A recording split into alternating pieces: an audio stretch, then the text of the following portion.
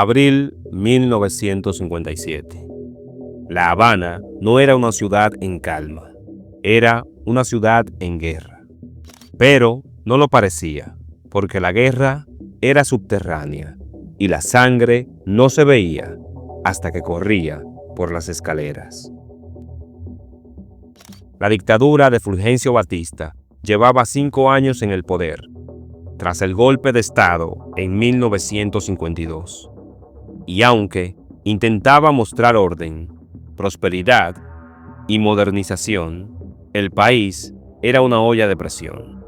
En las calles, la policía secreta, el temido servicio de inteligencia militar, patrullaba con listas, con torturas y con fusiles.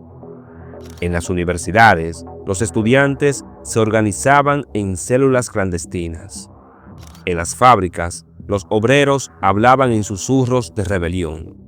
En las montañas del Oriente, la guerrilla del movimiento 26 de julio comenzaba a tomar fuerza. Y en La Habana, una organización lo arriesgaba todo.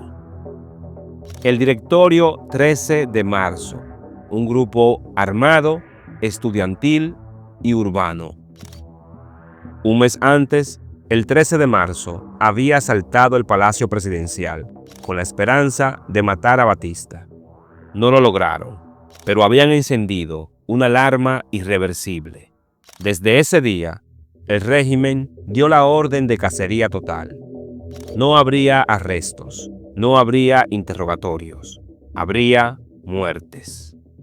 Y fue en ese contexto, en medio de una ciudad vigilada, de emboscadas y listas negras, que 4 jóvenes del directorio buscaron refugio en un apartamento común, un edificio común, el número 7 de la calle Humboldt. Creían que allí podían esconderse unos días, reorganizarse y respirar. Pero no sabían que alguien ya los había vendido y que la policía no venía a arrestarlos ni a conversar, sino a eliminarlos. No eran inocentes, tampoco santos. Eran jóvenes radicalizados, armados y convencidos de que matar a Batista era un deber. Pero sabían que eso tenía un precio. 19 de abril de 1957, en el apartamento 201 del edificio de la calle Humboldt número 7, 4 miembros del Directorio Revolucionario buscaban esconderse. Fructuoso Rodríguez, Juan Pedro Carbó, José Machado Rodríguez, Joe Westbrook Rosales. Todos habían colaborado directa o indirectamente en el fallido asalto al Palacio Presidencial en el mes anterior. Un ataque suicida con ametralladoras en pleno centro de poder, que dejó varios muertos y convirtió a los autores en objetivo militar prioritario. No eran estudiantes comunes, eran militantes radicales, armados, con entrenamiento y con la idea clara de usar la violencia como vía política. Pero estaban acorralados, desgastados y sin contacto con la estructura del directorio, por lo que su escondite ya no era seguro. En ese apartamento vivía Joe Westbrook, uno de ellos, y creían que era un lugar discreto. Sin embargo, alguien había hablado, alguien los había delatado. Esa noche no salieron, comieron poco, miraban por la ventana y escuchaban radios. Esperaban poder moverse en las próximas horas hacia otro punto de contacto.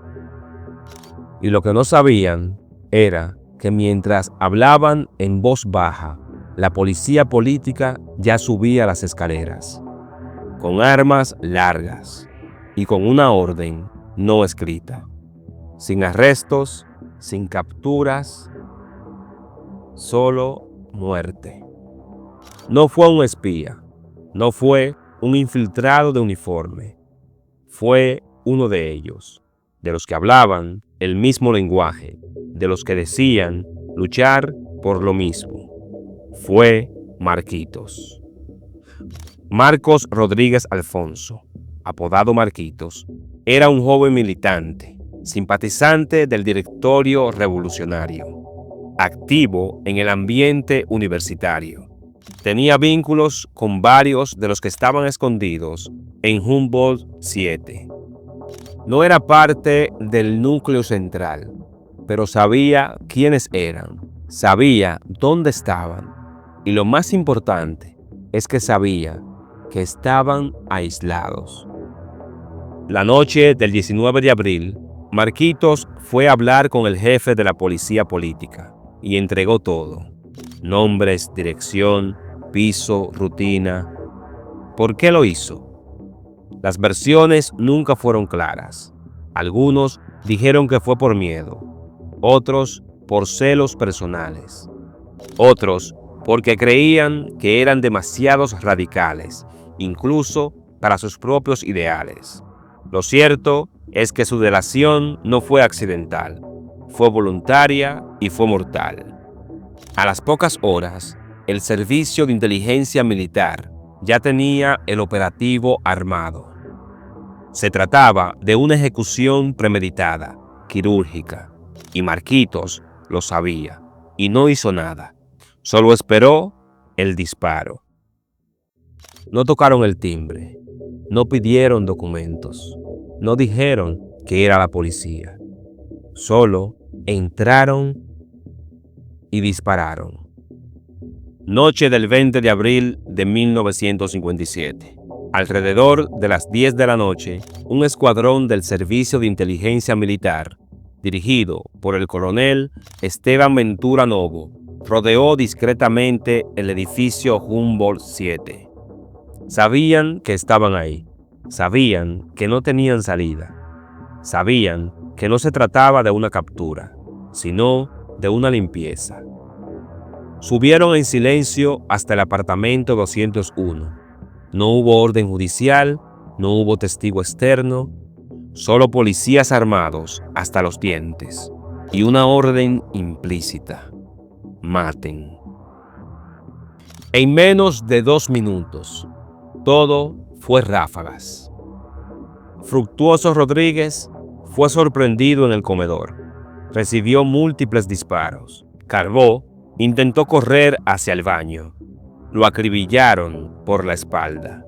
José Machado Rodríguez, Machadito, murió junto a la puerta, sin oportunidad de defensa. Joe Westbrook, el dueño del apartamento, fue el último. Le dispararon directo al rostro. Ninguno estaba armado en ese momento. Ninguno puso resistencia. Y ninguno tuvo la opción de rendirse. Fue una ejecución limpia, cobarde y premeditada. En pocos minutos, los cuerpos estaban en el suelo, ensangrentados, y los vecinos, paralizados por el terror, escuchaban todo, sin poder salir. Luego del tiroteo, el coronel Ventura bajó como si nada. No hubo informe oficial, no hubo comunicado, no hubo escándalo. Solo silencio y miedo.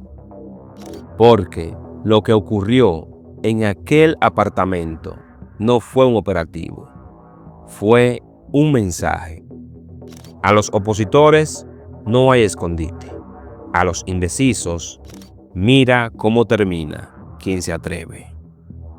Uno de los policías presentes dijo años después: eso no fue un enfrentamiento, fue una masacre con uniforme. No hubo investigación, no hubo juicio, no hubo sanción, porque en la Cuba de Batista el crimen no se castigaba, se ascendía. El responsable directo de la masacre de Humboldt 7 fue el coronel Esteban Ventura Novo, jefe del Servicio de Inteligencia Militar en La Habana. Un hombre temido, brutal, de gatillo fácil, con fama de torturador, represor y ejecutor sin remordimientos. Su historial ya incluía detenciones ilegales, interrogatorios con tortura eléctricas y múltiples denuncias por desapariciones forzadas. Pero él era útil para Batista y por eso era intocable. Tras la ejecución de Humboldt 7, Ventura no fue llamado a declarar, no fue investigado, no tuvo que explicar nada.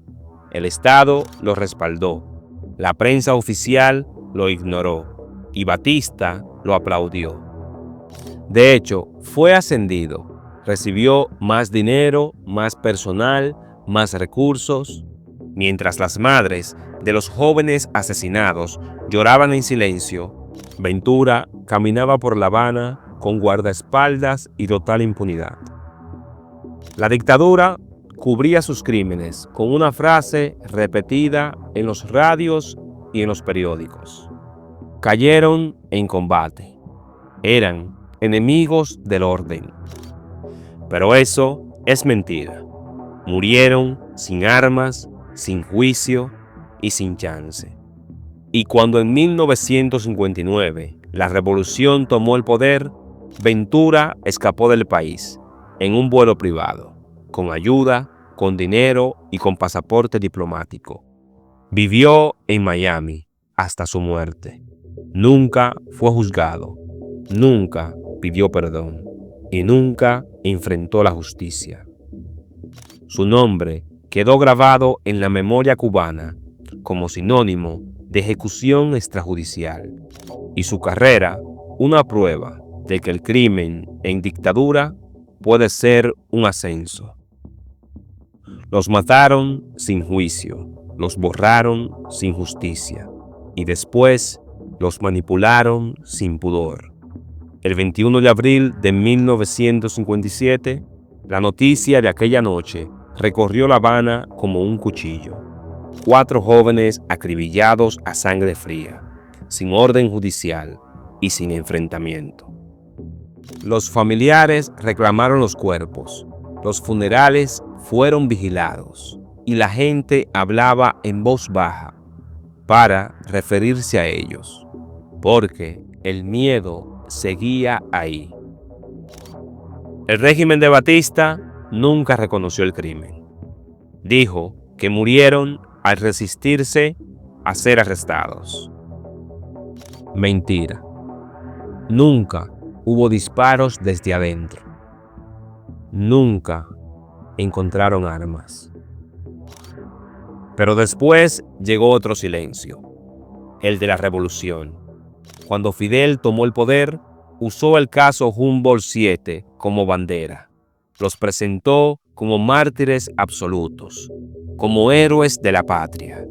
Se hicieron actos, monumentos, discursos, pero la historia fue recortada. Nunca se habló a fondo del rol de Marquitos, ni de las fracturas internas del directorio, ni de las contradicciones de quienes usaban la violencia como única salida. Incluso Marquitos fue juzgado y ejecutado en 1964 por su delación, pero el juicio fue cerrado, controlado y sin transparencia. Otra vez, la justicia como espectáculo. Ni Batista ni Castro dijeron toda la verdad. Solo usaron lo que les servía. Porque el Humboldt 7 no fue solo una masacre, fue un espejo roto, donde cada bando usó un pedazo y tiró el resto. No hay justicia para los fusilados, no hay cárcel para los asesinos y no hay una verdad completa en ninguno de los archivos. La masacre del Humboldt 7 fue un crimen de Estado, pero también fue un símbolo distorsionado, una historia que aún se enseña incompleta, contada según quien gobierne.